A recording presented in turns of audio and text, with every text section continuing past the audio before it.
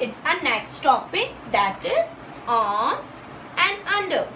To explain this topic, I am using a table. If pen is here, so if I ask where is the pen, what would be your answer? Pen is on the table. Pen is on the table. If I will keep my pen here, if I will keep my pen here and I will ask where is the pen, where is the pen, what would be your answer? Pen is under the table. Pen is under the table. Now let's take few examples. First is, I am having a tree and a bird is there. Okay, and this is a boy. If I will ask where is the bird, if I will ask where is the bird, what would be your answer?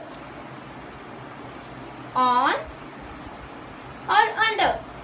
What would be your answer? On or under?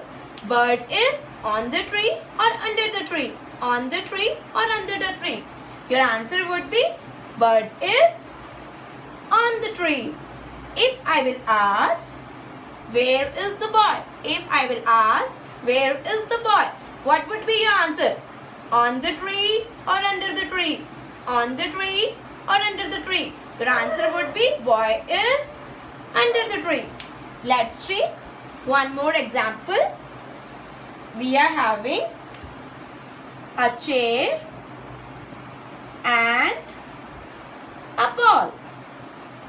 If I will ask where is the ball, where is the ball, your answer would be ball is on the chair. Your answer would be ball is on the chair. If I will keep this ball here, what would be your answer? Ball is on the chair or under the chair? On the chair or under the chair? Your answer would be ball is under the chair. Now, last example, which we have already taken, but still I want to take one more time to clarify your concept.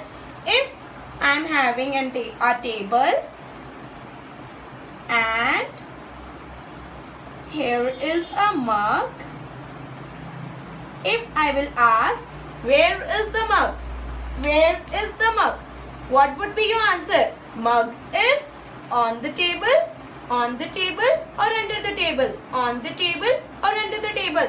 Mug is on the table. If I will keep this mug here, what would be your answer? Mug is on the table or under the table? Mug is under the table.